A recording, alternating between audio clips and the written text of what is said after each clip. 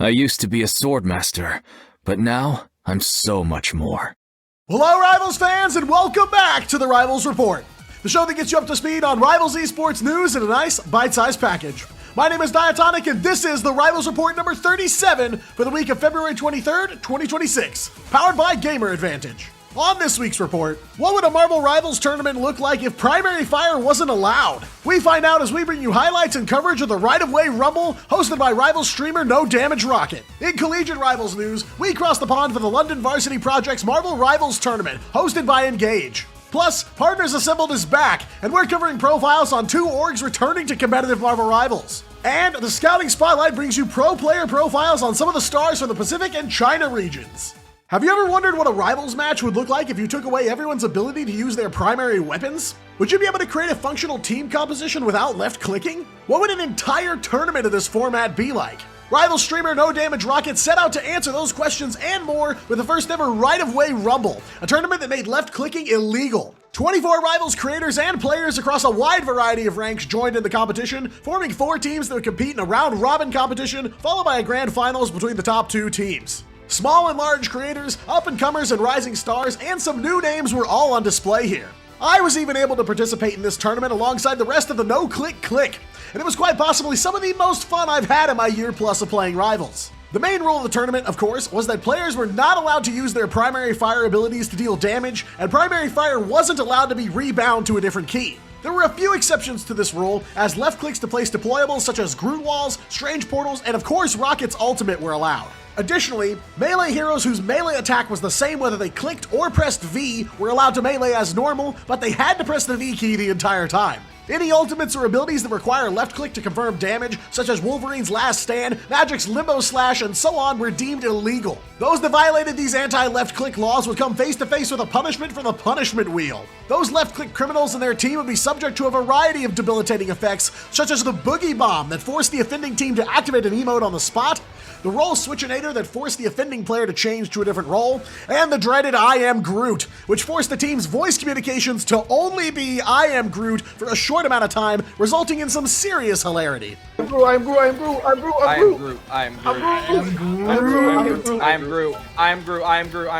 Groot. This tournament pushed the teams and players to their creative limits in terms of team compositions, with the metagame being completely flipped on its head. Many of the game's strongest heroes were immediately made useless, and some of the lesser played heroes would become stars. Of course, Rocket Raccoon was a powerful strategist, with Ultron and Adam Warlock being some of the only other viable backline choices. Some heroes like Spider-Man and Iron Fist didn't suffer much from the changes, while lower tier characters like Iron Man became must picks for the same reason.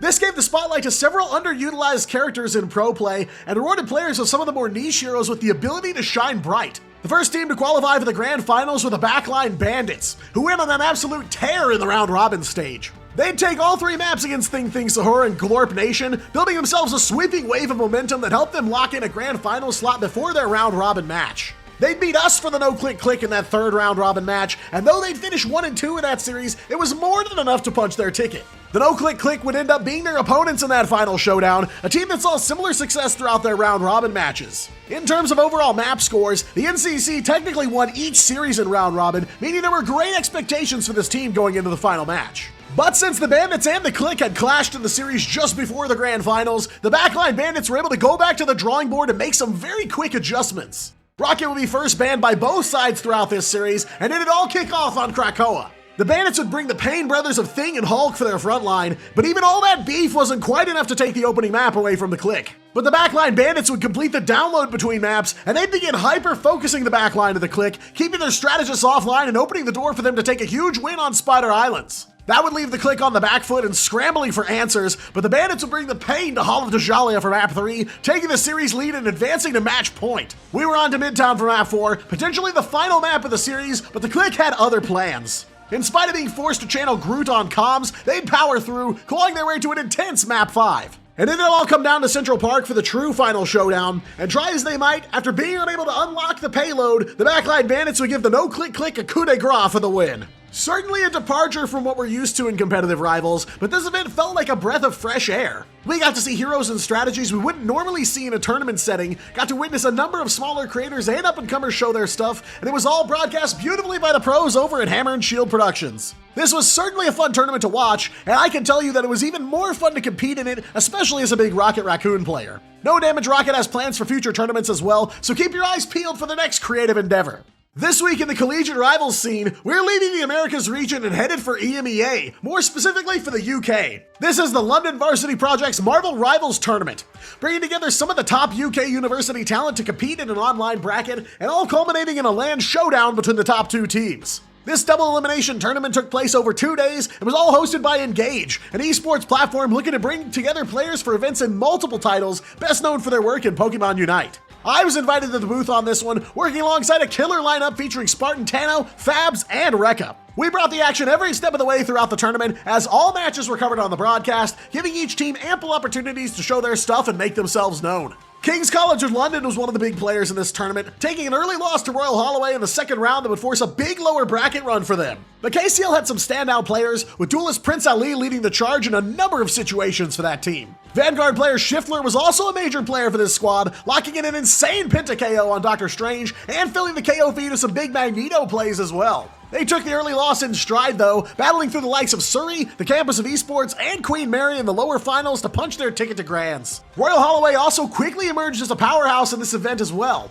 The core of this team actually competed in the qualifier for the Fnatic Assembled tournament back in October of last year, so they brought some experience to the table. Pokemart had some wild plays throughout their run, as did Mayday, with Fredwards also clocking some big MVP moments. They'd start off the bracket with a bye, then to be the ones to send KCL down to the lower bracket in their first series of the tournament. They'd go on to deliver the pain to Queen Mary, winning both series 2-0 and comfortably cruising into the grand finals. So it'll be the King's College of London facing off against Royal Holloway in the deciding match. And in terms of that final, it's being planned to be played on LAN on April 10th, so we don't yet have a definitive answer for who's on top yet. But if you're a UK Rivals player and are feeling inspired by seeing some of the UK's collegiate finest, then Engage has even more in store for you with their upcoming MR UK tournament. They're looking for the best of the best in the UK, regardless of if you're a university student or a full-time grinder. The first open qualifier for this event is being held on March 7th and 8th, so squad up soon.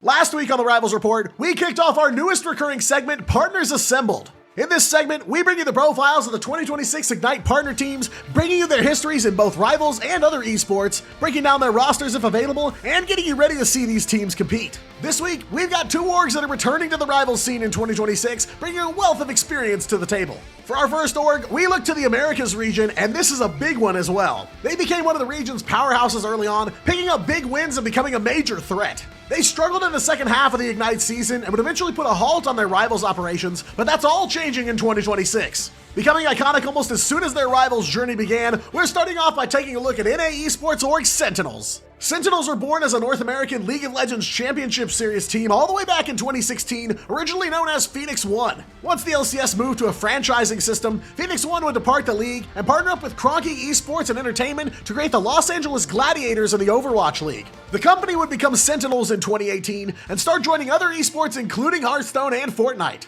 Following a lawsuit that would see CEO Rob Moore splitting Sentinels away from KSE, they'd begin branching out into even more titles like Halo and Valorant. Sentinels would get in on Rivals early, signing the former first roster of Nightmare and competing in and winning the very first Marvel Rivals Fight Night event. Their first major breakthrough success came during the Season 1 Marvel Rivals Championship, where Sentinels would overcome 100 Thieves to claim the title. These two would become rivals battling for the top spot in the Americas region, but by the time Ignite Stage 1 came around, Sentinels would settle the score and win the stage. That would earn them a spot in the mid-season finals, but they'd encounter some trouble there. They were sent home shockingly early, crashing out of the event in spite of the high expectations placed on the team. And those struggles would spill into Ignite Stage 2 as well, where Dark Zero would knock them out of the tournament and deny them a spot in the Grand Finals LAN. That would spell the end of the org's involvement in Rivals at the time, as they'd announced they were pausing operations. But after securing a partner team slot for the 2026 pro season, Sentinels announced their triumphant return and have already announced the roster they're mustering for it. And a large chunk of the core team is returning from last year, welcoming back Crimzo, Karova, and Rymazing, who were instrumental in the team's early successes. But they're welcoming a wealth of new talent, bringing in Dongmin, formerly of Shroud X, Flamay, who played with the Rival 7 a couple seasons back,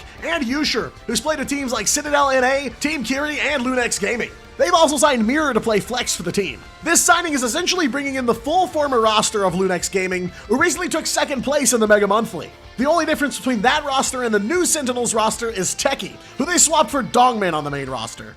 And we've got one other partner team to introduce this week, headed for the Asia side of the Pacific region for this one. This Japanese esports org had a breakout season in 2025, able to attend both the mid-season and grand finals LAN tournaments. Though they're still working to catch up on the global stage, they've become a dominating force in the Asia region. For our second profile, we're welcoming Reject back into the fray of Ignite once more. Japanese esports org Reject was originally founded back in 2018 and is owned by the Reject Corporation. They're one of the top-ranked esports orgs in Japan based on accumulated prize money and compete in a broad variety of titles. You'll find them involved in games like Apex Legends, Valorant, League of Legends, and even some mobile titles like Brawl Stars, Identity V, and PUBG Mobile. They also feature a variety of content creators, focusing heavily on VTubers as of late. Their entrance into Marvel Rivals came at the 2025 Rivals Invitational, where they finished second and earned a direct invite to Ignite Stage 1. Stage 1 would be a breakout moment for them, defeating fellow Japanese org Crazy Raccoon and winning a 7-game grand finals against Gen G. That finish would earn them a spot in the mid-season finals, but they'd be knocked out early after losses to both Ground Zero Gaming and OUG.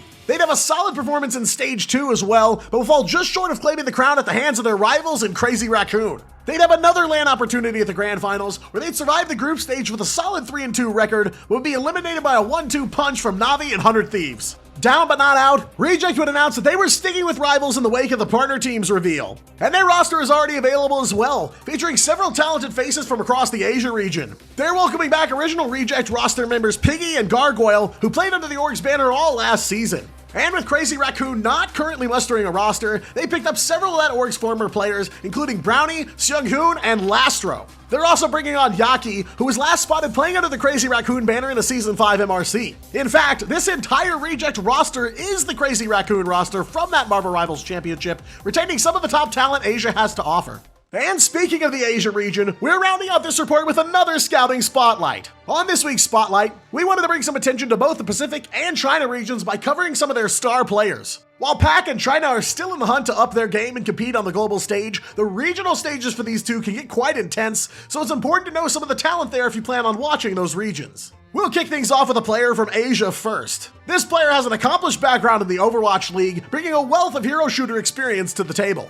They're a somewhat newer player, having come onto the scene in the back half of the 2025 Ignite season, but they've almost immediately made a splash. We're kicking off this week's spotlight with one of Reject's newest acquisitions, Lastro. Lastro's competitive gaming acumen comes from Overwatch, where he'd competed in Contenders Series for a couple of years before making his OWL debut as part of the 2020 Los Angeles Valiant roster. He'd also compete alongside the Toronto Defiant and the LA Gladiators, but his most successful run would be with the 2022 Houston Outlaws, where they'd finished third in the playoffs. His last ride in Overwatch would be during Face It League's first season in 2024, and he'd go dormant for quite some time afterwards. But he'd reemerge more than a year later in Marvel Rivals, joining a faction called Yo Yang Wan and dominating the Season 2 MRC. He'd sign on with Crazy Raccoon just ahead of Ignite Stage 2 and make his Rivals Pro debut by helping take the team to a massive Stage 2 victory over the Raccoons rosters in Reject, ironically enough. That would grant the team an invite to the Grand Finals at DreamHack Atlanta, but things didn't go as planned there. They'd fall to a 1-4 record in the group stage, being sent home before being able to make their main stage debut. A disappointing end for that team, though they'd play under the Crazy Raccoon banner through the Season 5 MRC, where they'd clock a runner-up finish against Chopper Mag in the finals. After that, the full Crazy Raccoon roster would of course be signed by Reject, now making them a partner team for the 2026 Ignite season.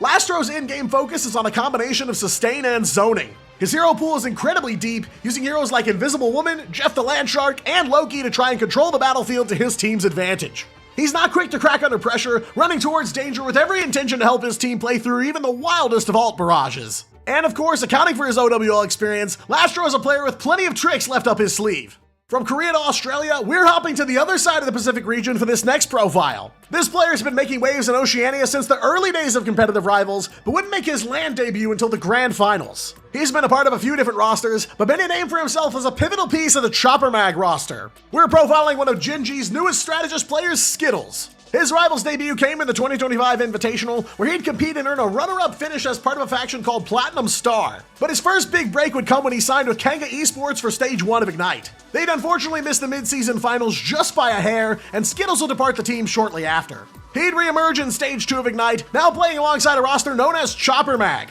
Chopper Mag would take the stage by storm, winning both the group stage and the playoffs without dropping a single map, making themselves as the team to beat in Oceania. That would get Skittles to land for the very first time, competing at the grand finals in Atlanta. Chopper Mag would pick up some big wins, coming out of the group stage at 3-2 and going on to knock out Dark Zero in the lower bracket. They'd come face to face with one of the only teams to scrim them, Navi, who'd deliver the finishing blow, but not before Chopper Mag won over the hearts of the crowd. This squad would cap off their time as Chopper Mag by dominating the Season 5 MRC, after which they'd be signed to Gen G, who are re-entering Rivals as a 2026 partner team. Skittles is a strategist player specializing in heroes like Loki, Rocket, and Luna, leaning into heavy sustain to keep his team afloat through even the roughest waters. He's generally recognized as an incredibly smart player, prioritizing the most vital pieces of his team's strategy in a pinch. And his healing output is more than enough to keep his enemies at bay, forcing respect from even the most laser-focused of duelists. Skittles is a strategist that most teams crave, the calm behind the storm, stitching together survival and utility when it matters most. One profile left for this week's spotlight, and we're taking a look at the China region for this one. He's the hit scan duelist for the team that rules the region, dominating China in a similar fashion to Virtus Pro in EMEA. He's also got a fair bit of pro Overwatch experience as well, making him a deadly veteran to those that cross paths with him. We're finishing off this week's spotlight by taking a look at OUG duelist player Taro Cookie. Taro Cookie first got his feet wet in the competitive gaming space with Overwatch, first making a name for himself in contenders as well as the NetEase Overwatch tournaments. That would all culminate in a 2021 run in the Overwatch League where he had joined the Chengdu Hunters. A top 6 finish there would be his last major appearance in Overwatch, though he'd be spotted in a couple of smaller tournaments over the next few years. He'd get in on Rivals early, participating in the War of the Realms tournament and winning the Season 0 MRC alongside the roster that would become OUG immediately after. After being formed, OUG would emerge as the top superpower in the region, taking home first place at the Season 1 MRC as well as Ignite Stage 1. They'd play in the mid-season finals in their home region, skipping the play-in stage straight to the main bracket thanks to their Stage 1 performance, but would end up eliminated after dropping matches to 100 Thieves and Rad. They'd return to their dominance in Stage 2, winning yet again and locking in their spot for the Grand Finals LAN as well. Both OUG and fellow Chinese team Iconics would struggle greatly in Atlanta, both ending the group stage with 0-5 records and heading home early. This wouldn't spell the end for OUG, however, as they'd go on to win the Season 5 MRC and have been granted a guest team slot in the China region for the 2026 Ignite season. Taro Cookie is an absolute backline menace, hunting down any strategist of so much as misstep, and often works to force his opponents into unfavorable fights. That skirmish influence is what led them to owning the entirety of the China region, complementing OUG's incredibly aggressive playstyle. They're constantly rotating and acquiring new positioning, all while Taro Cookie lays down covering fire and finds devastating picks. He's a relentless force at the helm of OUG, a duelist whose pressure and precision have helped define China's aggressive identity.